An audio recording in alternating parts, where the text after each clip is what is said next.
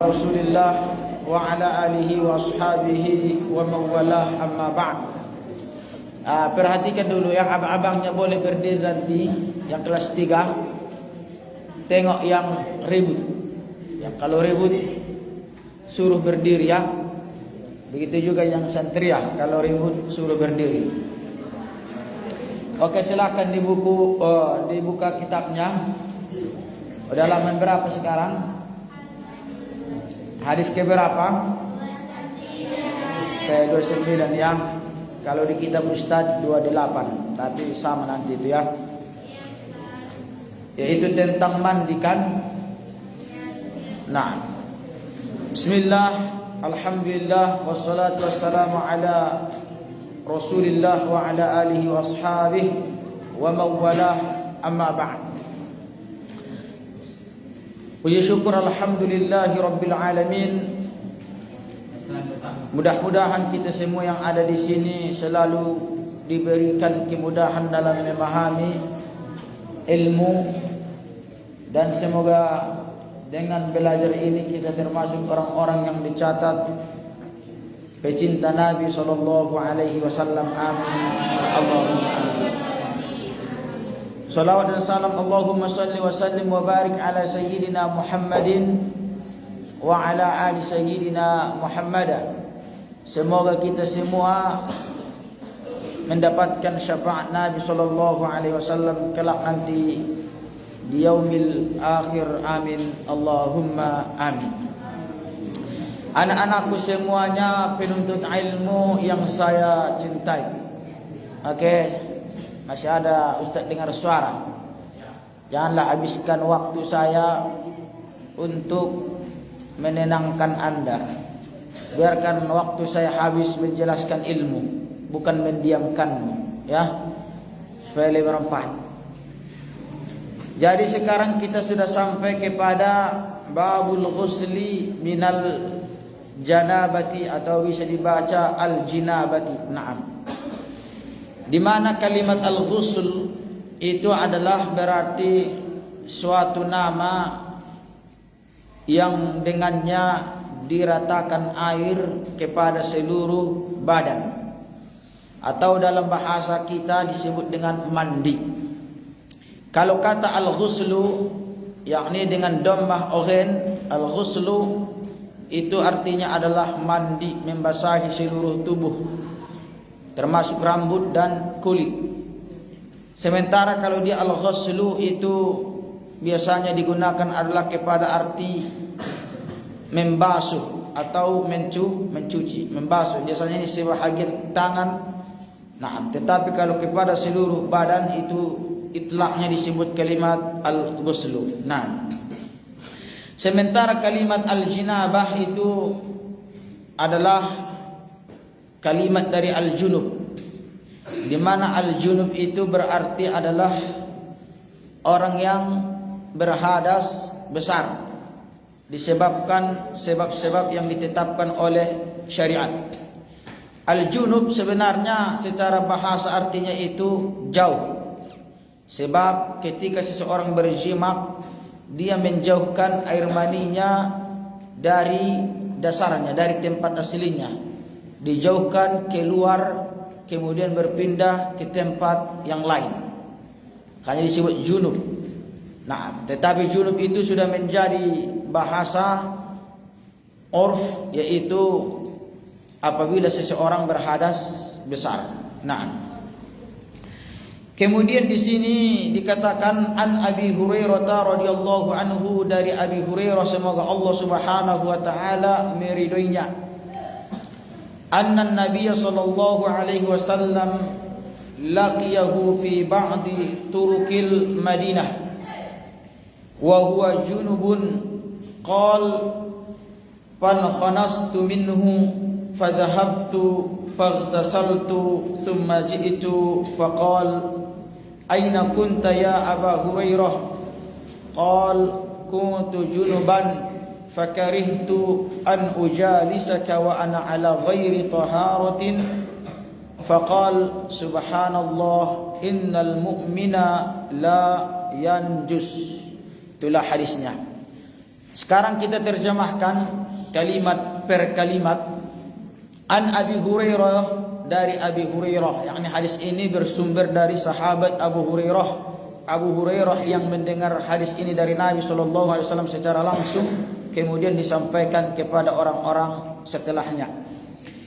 Anna Nabiyya sallallahu alaihi wasallam laqiyahu, bahwasanya Nabi sallallahu alaihi wasallam menjumpainya, yakni menjumpai Abu Hurairah fi ba'di turuqil Madinah, di sebahagian jalan-jalan Madinah.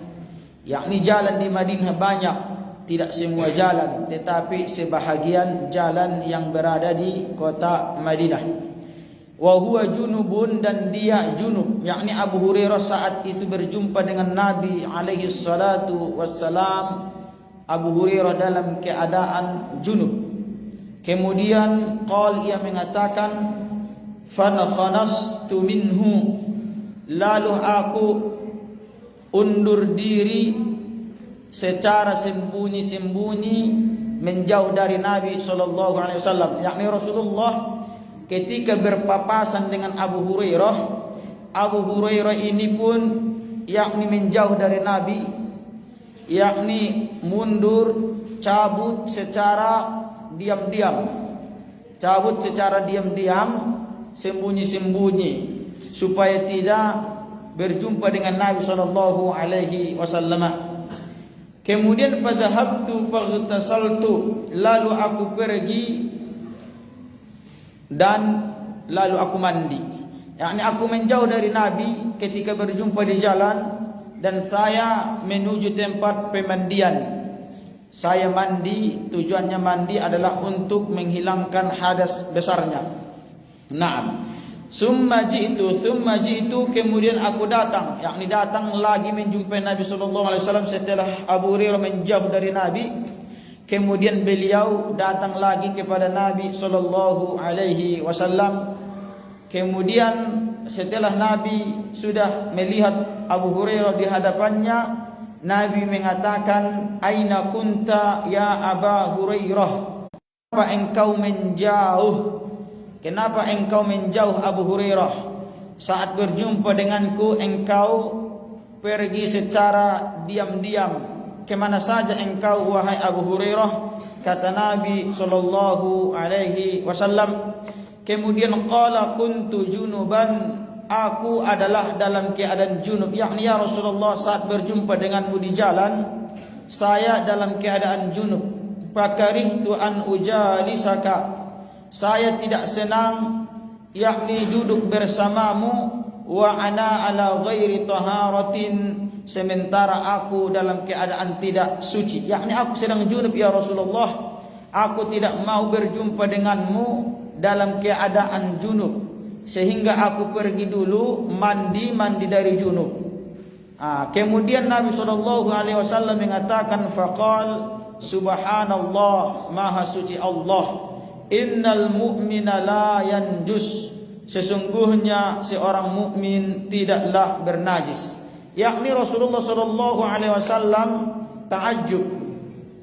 Ta'ajjub itu apa? Yakni merasa heran karena kalimat subhanallah yang menunjukkan ta'ajjub. Rasulullah heran kepada Abu Hurairah radhiyallahu anhu, kenapa Abu Hurairah menjauh dikarenakan dia junub. Padahal seorang mukmin itu bukanlah najis, sehingga tidak mesti dia menjauhi orang yang tidak junub. Karena saat itu Abu Hurairah meyakini bahwasanya dirinya itu adalah bernajis, sehingga tidak cocok berjumpa dengan Nabi SAW, makanya dia menjauh. Kemudian Rasulullah memperbaiki pemahaman Abu Hurairah bahwasanya seorang mukmin itu tidaklah najis, sehingga tidak mesti menjauh dari orang lain walaupun dia dalam keadaan junub. Naam. Inilah hadis yang diriwayatkan oleh Al-Imam Bukhari rahimahullahu taala di dalam kitab sahihnya, yaitu tepatnya pada hadis yang ke-283, dan juga Imam Muslim pada hadis yang ke-371. Naam. Dari hadis ini kita bisa mengambil beberapa pelajaran. bahwasanya jenabah itu bukanlah najis. Orang dalam keadaan junub tidak otomatis berarti dia itu sedang bernajis. Karena junub syai'un dan najis syai'un, yakni junub itu sesuatu yang berbeda dengan najis. Tidak otomatis seseorang itu junub berarti dia bernajis. Seseorang itu misalkan baru mengeluarkan mani bukan berarti orang itu telah bernajis, tidak. Dia berhadas. Ada perbedaan hadas, ada perbedaan najis. Najis itu sesuatu yang nampak biasanya pada diri seseorang atau pakaiannya atau tempatnya. Sementara junub itu adalah amrun ma'nawiyah yang tidak bisa dilihat tetapi ada tanda-tanda atau penyebabnya. Oleh karena itu tidak otomatis seseorang itu junub berarti dia telah bernajis. Itu yang bisa diambil dari hadis ini. Kemudian di sini juga dikatakan pada dasarnya zat manusia itu bukanlah najis. Zat manusia, badan manusia, tangan manusia, kepala manusia, kaki manusia itu tidaklah najis. Kenapa Nabi SAW mengatakan innal mu'mina la yanjus, sesungguhnya seorang mukmin tidaklah bernajis, yakni tidak najis. Itu artinya manusia itu badannya itu suci, bukan najis. Naam. Ketika dia dalam keadaan hidup dan juga dia dalam keadaan sudah mati. Kalau itu hewan-hewan ketika hidupnya misalkan ayam itu suci, tetapi apabila dia mati tanpa sembelihan syar'i maka binatang itu menjadi najis. Adapun manusia itu hidup dan matinya adalah suci. Walaqad karramna bani Adam, dan kami telah memuliakan bani Adam. Naam, manusia itu adalah suci bukan najis. Akan tetapi manusia itu bisa terkena najis. Disebut dengan bahasa fikihnya mutanajjisun. Manusia itu bukan najis tetapi bisa terkena najis. Misalkan ketika darah berada di tubuhnya mutanajjis, terkena najis. Ketika misalkan nanah berada di badannya, dia mutanajjis, terkena najis tetapi bukan najis. Kalau najis itu tidak bisa dibersihkan, makanya dalam mazhab Syafi'i anjing dan babi itu adalah najis, sehingga anjing dan babi itu tidak bisa dibersihkan. Naam. Akan tetapi manusia itu mutanajjis, bisa saja terkena najis dan itu bisa dibersihkan. Naam, misalkan tai atau kencing itu najis, makanya enggak bisa membersihkan kencing dan juga tidak bisa membersihkan tai. Tetapi manusia itu mutanajjis, bisa terkena najis dan bisa dihilangkan, dibersihkan. Nah, kemudian selanjutnya di sini bisa diambil pelajaran bahwasanya seseorang yang junub itu boleh dia melambatkan mandi. Yakni itu diambil ketika Abu Hurairah radhiyallahu anhu sudah lama dia sampai berjalan dia di jalan-jalan kota Madinah, dia belum mandi. Karena dia berjumpa Nabi SAW makanya dia mandi. Itu artinya berarti Abu Hurairah setelah junub tidak langsung mandi.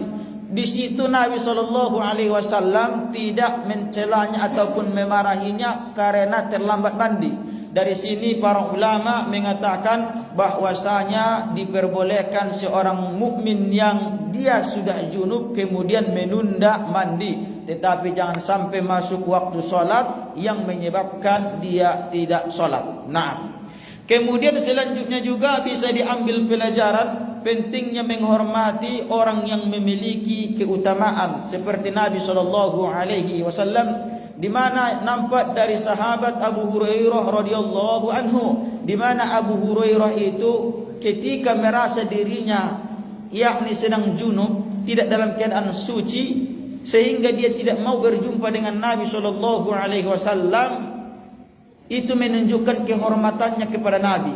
Saya tidak mau dalam keadaan kotor berjumpa dengan Nabi SAW. Oleh karena itu seorang mukmin dianjurkan apabila dia ingin berjumpa dengan manusia, utamanya orang-orang yang memiliki fadilah seperti para guru, para ustaz, orang tua, sebaiknya dia itu menggunakan pakaian yang bagus, sebaiknya dia berpenampilan-penampilan yang layak sebagaimana yang diusahakan oleh Abu Hurairah radhiyallahu anhu ketika dia berjumpa dengan gurunya Muhammad sallallahu alaihi wasallam. Naam.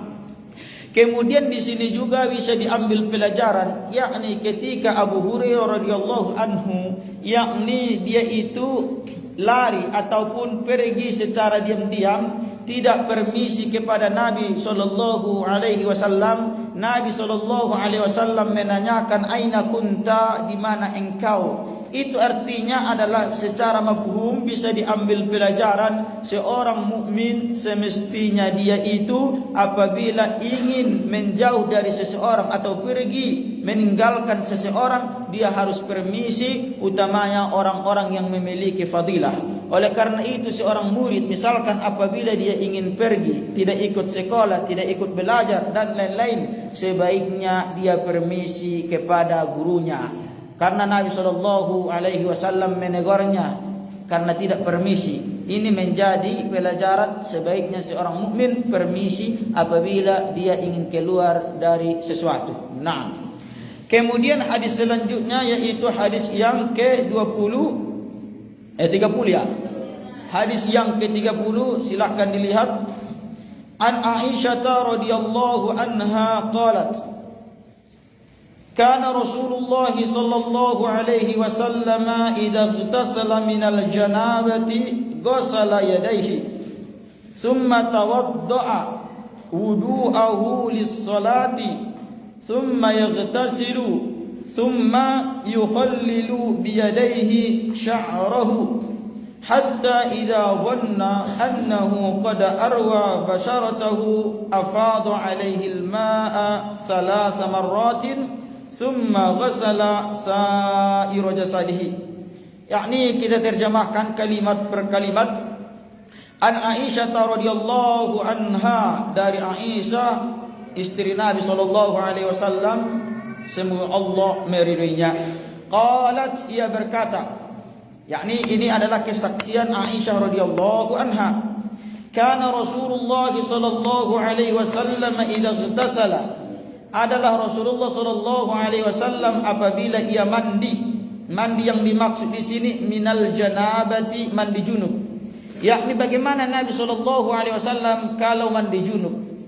Apa yang dilakukan Nabi sallallahu alaihi wasallam? Ghasala yadaihi, dia membasuh dua tangannya. Tsumma tawadda'a wudu'ahu lis-shalah, kemudian dia berwudu sebagaimana wudunya untuk salat. Yakni wudu untuk salat itu maklum, yaitu yang dimulai dengan niat membasuh wajah sampai kepada membasuh kakinya. Tsumma yaghtasilu, kemudian beliau mandi, yakni setelah berwudu kemudian Rasulullah sallallahu alaihi wasallam mandi, wudu dulu baru mandi. Tsumma yukhallilu biyadaihi sya'rahu, kemudian Nabi sallallahu alaihi wasallam menyela-nyela dengan dua tangannya rambutnya. Rambut Nabi sallallahu alaihi wasallam itu sangatlah lebat. Yakni Rasulullah itu menyela-nyela, yakni ditarik-tariknya, dimasukkan jari-jarinya ke rambutnya sehingga air mudah masuk. Itulah tujuannya. Hatta idza dhanna annahu qad arwa basharatahu, sehingga apabila Nabi sallallahu alaihi wasallam sudah mengira dengan kuat, perkiraannya sudah kuat bahwasanya air sudah sampai ke dasar rambutnya, ke kulit rambutnya. Kalimat basyarah dalam bahasa Arab itu adalah kulit yang ditumbuhi di atasnya rambut, seperti kepala kita. Kepala kita itu karena tumbuh di atasnya rambut disebut basyarah. Yakni Nabi sallallahu alaihi wasallam mencurahkan air ke rambutnya sampai ke dasar rambutnya sampai terkena kulit-kulitnya. Afadu alaihi al-ma'a 3 marratin, lalu beliau menuangkan air ke kepalanya itu sehingga merata 3 marratin, 3 kali. Yakni setelah dugaan sudah sampai air ke kepala, ke dasar kulit, maka setelah itu barulah dibasuh lagi, disiram lagi, dibilas, yaitu 3 kali. thumma ghassala sa'ira jasadihi, kemudian beliau membasuh semua badannya, yakni membasuh tangannya, membasuh lengannya, membasuh perutnya, membasuh kakinya dan seterusnya, yakni kepala duluan baru dibasuh seluruh badannya. Naam. Dari hadis ini waqalat, dan ia berkata, yakni Aisyah, kuntu aghtasilu ana wa Rasulullah sallallahu alaihi wasallam min ina'in wahidin, dan aku mandi bersama Rasulullah sallallahu alaihi wasallam dari wadah yang sama, yakni dari ember yang sama, naghtarifu minhu jami'an, yakni kami mengambilnya secara bersamaan. Yakni dari sini bisa diambil beberapa pelajaran. Pelajaran yang pertama itu adalah bahwasanya disyariatkannya mandi junub. Inilah dalil kenapa seseorang itu junub itu berhadas besar, dia wajib mandi. Sebab Nabi SAW setiap dia selesai junub, Rasulullah SAW selalu mandi. Junub itu ada penyebabnya, nanti akan datang pelajarannya. Naam. Kemudian di sini juga bisa diambil pelajaran bahwasanya seseorang itu sudah bisa disebut junub apabila dia sudah bersetubuh dengan istrinya, baik keluar mani ataupun tidak. Apabila dia sudah memasukkan hashfah itu adalah kemaluannya ke rahim istrinya, maka ketika itu sudah wajib mandi, baik dia keluar mani ataupun tidak keluar mani. Itu harus kita ketahui. Kemudian selanjutnya, cara mandi yang sangat sempurna yang diajarkan Nabi SAW adalah pertama, setelah kamu datang ke kamar mandi, pertama kali kamu lakukan basuh dua tanganmu. Kenapa dua tangan yang pertama dibasuh? Karena tangan inilah nanti akan membasuh seluruh badanmu. Apabila tanganmu masih kotor, kemudian kamu sudah membasuh bagian tubuhmu yang lain, maka tubuhmu yang lain akan ikut kotor. Oleh karena itu, sebelum membasuh badan-badan, disunnahkan membasuh dua tangan duluan sampai bersih, kemudian baru membasuh anggota-anggota tubuh yang lainnya. Nah, kemudian di sini bisa dikatakan bahwasanya dalam berwudu itu, setelah dia sudah membasuh tangannya, barulah dia berwudu. Makanya sebelum mandi wajib, berwudu itu disunatkan terlebih dahulu. Bagaimana cara berwudunya tidak berbeda seperti berwudu seseorang ketika mau sholat. Tidak ada bedanya, sama saja. Bagaimana kamu berwudu untuk sholat, seperti itulah.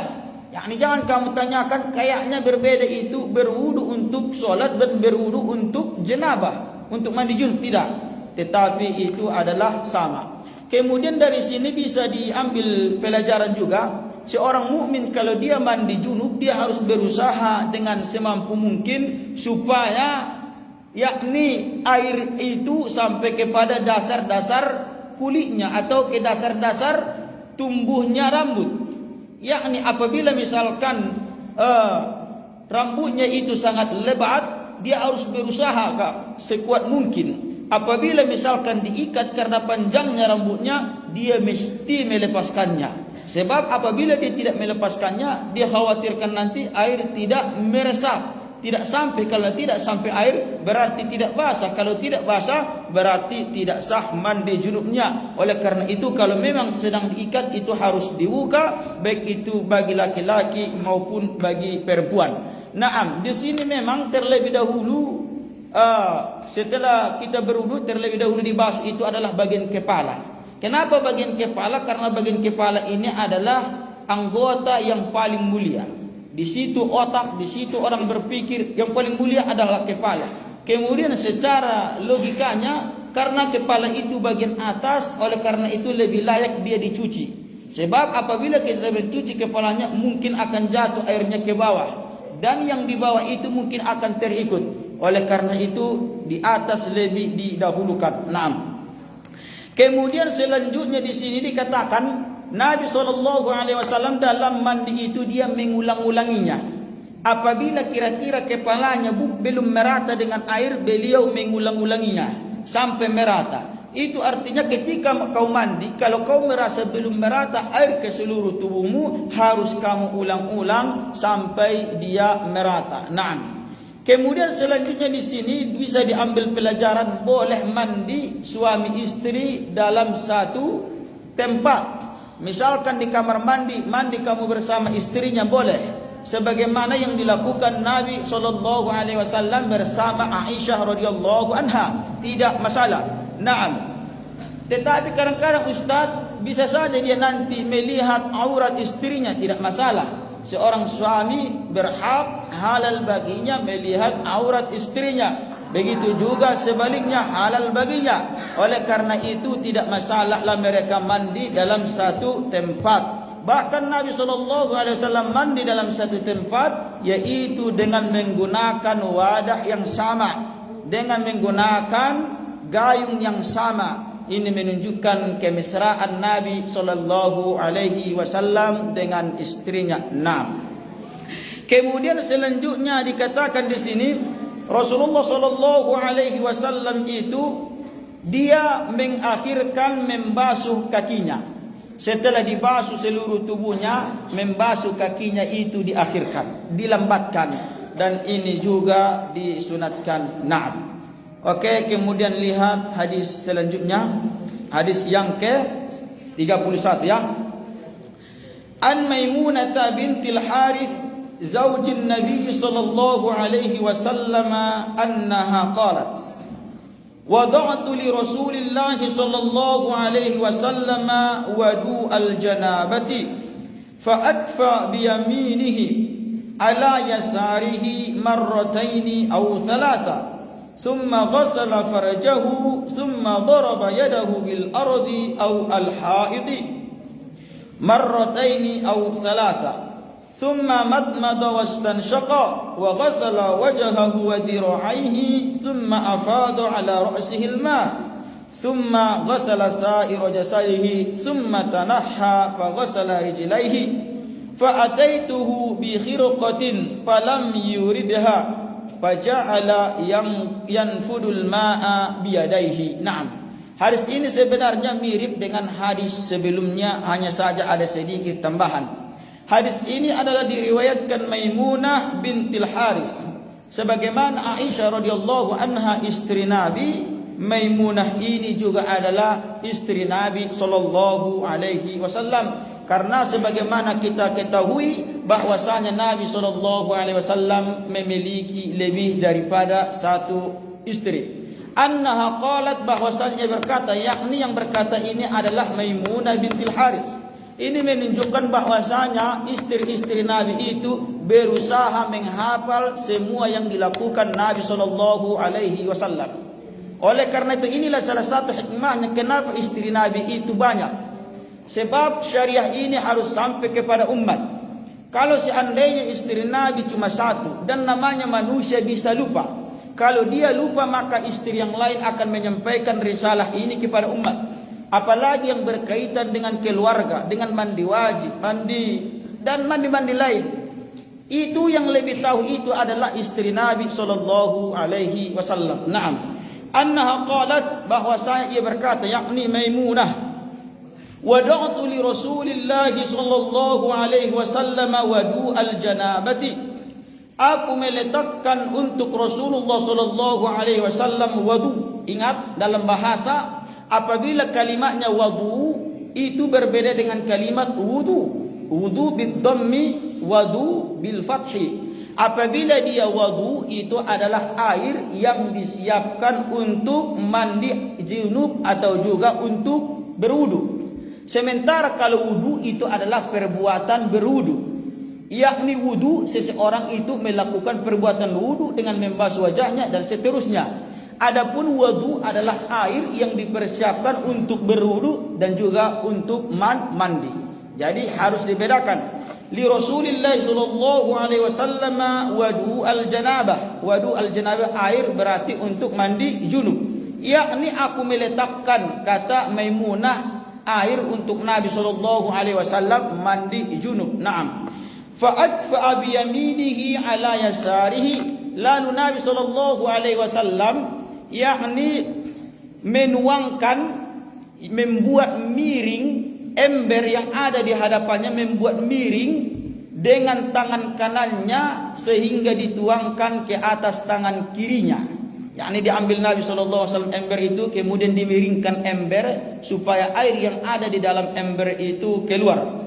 Marrataini aw salasan, 2 kali atau 3 kali. Naam, yakni Maimunah ini ragu apakah Nabi SAW itu membasuhnya 2 kali atau 3 kali. Yakni ketika Rasulullah membasuh tangannya, apakah itu 2 kali atau 3 kali. Ini menunjukkan keamanahan periwayat hadis, di mana ketika mereka tidak yakin 2 atau 3, mereka menggunakan atau, itu artinya mereka amanah. Kalau seandainya mereka tidak amanah dalam menyampaikan hadis, bisa saja mereka mengatakan salasan dengan pasti, tetapi demi amanah dia mengatakan dia ragu 2 atau 3 kali. Naam. Kemudian summa ghassala farjahu, kemudian Nabi membasuh farajnya. Ini tadi tidak ada di hadis sebelumnya. Tapi di sini ada, yakni Nabi SAW ternyata setelah beliau itu membasuh tangannya, kemudian beliau itu jongkok untuk membasuh farajnya, yakni membasuh kemaluannya. Ini yang dilakukan Nabi SAW, yakni beliau istinja dulu. Istinja setelah membasuh tangannya, istinja. Kemudian summa daraba yadahu bil ardi aw al haid. Kemudian Nabi SAW memukulkan tangannya ke tanah atau lantai, atau al-haid atau ke dinding. Yakni ini bisa dikatakan setelah Nabi SAW beristinja dengan tangan kirinya, beliau itu lalu mengusapkan tangannya itu di atas lantai atau juga di atas dinding misalkan. Tujuannya apa? Supaya tangannya ini bersih. Yakni supaya tangannya ini bersih karena beliau baru saja istinja. Tentu saja Nabi SAW adalah manusia yang paling bersih, manusia yang paling suci. Kalaupun seandainya Nabi SAW tidak membersihkannya ke lantai, itu sudah bersih. Akan tetapi ini adalah pelajaran bagi umat betapa pentingnya kebersihan. Naam. Marrataini aw salasan, 2 kali atau 3 kali. Yakni Rasulullah mengusap-usapkan tangannya ke lantai bisa 2 kali atau bisa 3 kali. Naam. Summa madmada wastanshaqa. Kemudian Nabi SAW berkumur-kumur. Yakni setelah beliau membersihkan tangannya, beliau kemudian berkumur-kumur. Berkumur-kumur itu adalah memasukkan air ke mulut, kemudian mengeluarkannya. Itu namanya tamatmat, yaitu berkumur-kumur. Matmadah, memasukkan air ke mulut, kemudian dikeluarkan. Wastanshaqa dan istinshaq. Istinshaq itu adalah mengeluarkan air, memasukkan air ke dalam hidung. Yakni mulut duluan baru hidung. Kenapa? Karena mulut itu lebih mulia daripada hidung. Sebab mulutlah dengannya berzikir, dengan mulutlah seseorang membaca Al-Quran dan seterusnya. Kemudian kalau kata istinshaq itu memasukkan air ke hidung, kalau istinthar yaitu mengeluarkan air dari hidung. Di sini tidak dikatakan kata istinthar karena sudah cukup. Kalimat istinshaq itu sudah cukup, bahwasanya Nabi memasukkan air ke hidungnya, membersihkannya, dan pasti juga mengeluarkannya. Karena tidak mungkin dihirupkan. Mogak doa ini. Nah, kemudian wa ghassala wajhahu wa dhira'aihi. Lalu Nabi SAW membasuh wajahnya. Nabi membasuh wajahnya. Kalau dikatakan wajah di dalam bahasa Arab adalah yaitu tempat tumbuhnya rambut yang asli, yakni bukan pal-pal atau botak. Kalau sudah hilang sampai di sini itu tidak termasuk wajah. Wajah itu tempat tumbuhnya rambut yang asli sampai kepada dagu. Nah, ini sampai kepada dagu. Kemudian adapun lebarnya adalah dari anak telinga ke anak telinga. Nah, makanya seseorang itu ketika dia berwudu membasuh wajahnya, itu semua harus basah sampai kepada dagunya. Yakni bahkan dia harus melewatkannya supaya pasti bahwasanya wajahnya itu sudah basah. Naam. Summa afadu ala ra'sihil ma. Kemudian beliau SAW menuangkan dan meratakan air ke atas kepalanya. Yakni ke kepalanya betul-betul air itu masuk dan meresap. yakni jangan hanya sekedar, tetapi harus betul-betul air itu meresap ke kepala Nabi sallallahu alaihi wasallam. Thumma ghasala sa'ira jasadihi, kemudian Nabi sallallahu alaihi wasallam membasuh semua jasadnya. Tentu saja ini membasuhnya itu adalah dengan berurutan, karena memulai dari yang kanan itu disunnahkan, kemudian baru yang kiri. Walaupun dikatakan di sini membasuh semua jasadnya, tetapi disunnahkan itu apabila seseorang mandi dimulai dari bagian kanan, kemudian disudahi dengan bagian kiri. Setelah Nabi SAW sudah mandi, seluruh tubuh Rasulullah sudah basah. Tsumma tanahha, kemudian Nabi SAW mundur, yakni dari tempat pemandian Nabi. Nabi mundur sedikit dari tempat pemandiannya. Faghasala rijlaihi, lalu dia membasuh dua kakinya. Diakhirkan dua kakinya. Kenapa diakhirkan? Karena kaki itu biasanya adalah bagian yang mudah dikotori. Kalau seandainya kaki duluan dibasuh, ketika seseorang membasuh mukanya setelah membasuh kakinya, itu kemungkinan kakinya juga akan kotor dan perlu dibasuh lagi. Oleh karena itu diakhirkanlah kakinya supaya tidak berulang berkali-kali, karena hemat dalam menggunakan air itu adalah bagian daripada syariat Islam. Naam. Wa ataituhu bi khirqatin falam yuridha. Yakni Maimunah mengatakan, lalu aku membawanya, mendatangkan kepadanya khirqah, yakni lembaran kain, yakni kalau bahasa kita handuk lah itu. Aku bawa kepada Nabi SAW satu lembar kain. Tujuannya apa? Karena Nabi baru mandi, butuh untuk dikeringkan. Tetapi falam yuridha, Nabi SAW tidak menginginkannya, yakni Nabi Muhammad menolaknya, tidak mau kain itu. Kenapa Nabi tidak mau? Faja'ala yanqudul ma'a biyadaihi, yanfudul ma'a biyadaihi. Lalu Nabi SAW mengeringkan badannya itu yang ada padanya air dengan tangannya. Yakni Nabi SAW tidak memakai handuk saat itu. Nabi SAW air yang ada di badannya itu dikeringkan dengan tangannya. Yakni sarojiton ilap lapi di sini. Ilap lapi nakin rap tangannya sampai kering. Itulah yang dilakukan oleh Nabi sallallahu alaihi wasallam. Naam, hadis ini tidak saya jelaskan lagi apa faedah yang diambil, sebab hadis ini mirip dengan hadis sebelumnya. Naam.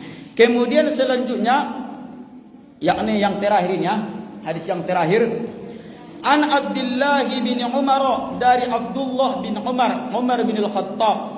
Sebab Umar bin Al-Khattab memiliki putra namanya Abdullah, dan Abdullah ini adalah salah satu sahabat yang ahli fiqih. Beliau itu adalah orang yang sangat banyak menghafal hadis Nabi sallallahu alaihi wasallam. Kalau saya tidak salah, beliau itu adalah nomor 2 yang menghafal hadis Nabi setelah Abu Hurairah radhiyallahu anhu. Kemudian anna Umar bin Al-Khattab radhiyallahu anhu qala, bahwasanya Umar bin Al-Khattab radhiyallahu anhu berkata, yakni berarti Abdullah mendapatkan hadis dari Umar. Kadang-kadang Abdullah ini mendapatkan hadis langsung dari Nabi, karena Abdullah ini juga termasuk sahabat Nabi.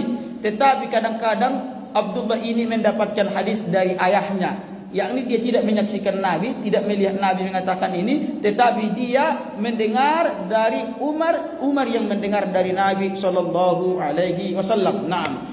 Kemudian ia berkata, yakni Umar, ya Rasulullah, wahai Rasulullah, ayarqudu ahaduna wa huwa junubun, apakah salah seorang dari kami tidur, yakni boleh tidur, wa huwa junubun, dan dia dalam keadaan junub. Ya Rasulullah, apakah seseorang itu setelah junub dan dia belum mandi, apakah dia boleh tidur? Kalimat yarqud itu artinya tidur di malam hari sebagaimana biasanya. Kemudian Nabi menjawab, na'am, ya, yakni seseorang boleh tidur sebelum mandi junub. Idza tawadda'a ahadukum falyarqud, apabila salah satu dari kalian sudah berwudu, maka hendaklah dia tidur. Naam. Hadis ini diriwayatkan oleh Imam Al-Bukhari dan juga diriwayatkan oleh Imam Muslim rahimahumullahu taala. Naam. Yakni hadis ini adalah pertanyaan yang ditanyakan oleh Umar bin Khattab radhiyallahu anhu mengenai orang yang junub. Apakah dia itu boleh langsung tidur sebelum dia mandi junub? Sebab ini kebiasaan yang dialami laki-laki, apalagi yang menikah. Setelah misalkan dia berhubungan badan dengan istrinya, kemudian dia tidak sempat mandi karena kedinginan atau uzur yang lain, apakah dia boleh langsung tidur atau dia mesti mandi dulu sebelum tidur? Inilah yang ditanyakan oleh Umar bin Khattab radhiyallahu anhu, dan Nabi SAW mengatakan dia boleh tidur sebelum mandi junub. Yakni dari sini bisa diambil pelajaran. Pelajaran yang pertama adalah bolehnya seseorang yang sedang junub dia itu tidur sebelum mandi. Boleh.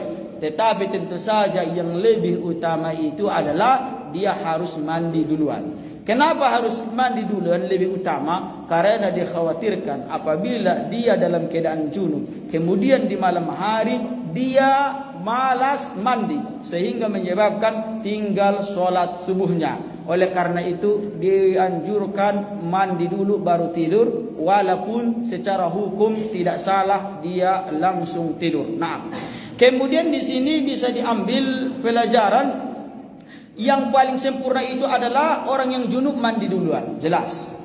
Kenapa bisa dikatakan mandi duluan? Karena ini menimbulkan pertanyaan kepada Umar bin Khattab, di mana kebiasaannya itu sebelum dia tidur dia mandi. Tetapi karena menurutnya ini bisa memberatkan dirinya terus menerus, apakah boleh diminta keringanan seseorang itu tidur sebelum mandi? Oleh karena itu dia menanyakan, itu artinya berarti bukan kebiasaan Umar bin Khattab radhiyallahu anhu tidur sebelum mandi, tetapi sesuatu yang jarang, makanya ditanyakan. Naam. Kemudian di sini dikatakan bahwasanya disyariatkan bagi orang yang junub, sebenarnya juga berlaku bagi orang yang tidak junub. Apabila dia mau tidur, disunnahkan baginya untuk berwudu.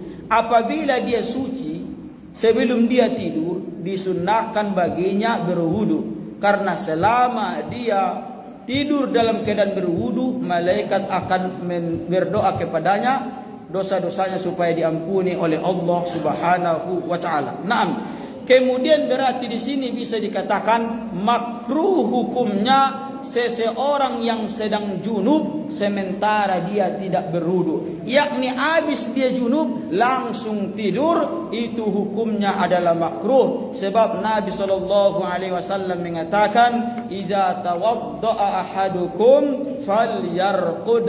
Apabila salah seorang di antara kalian junub dan dia ingin tidur, maka seharusnya dia berwudu lebih dahulu. Wallahu a'la wa a'lam.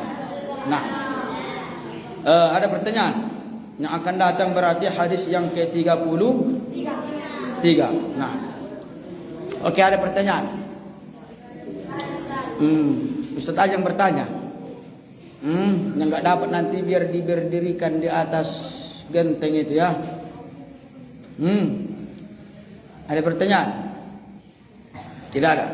Nah, wallahu a'la wa a'lam. Nakhtatim bi qiraatil hamdalah. Alhamdulillahi rabbil alamin.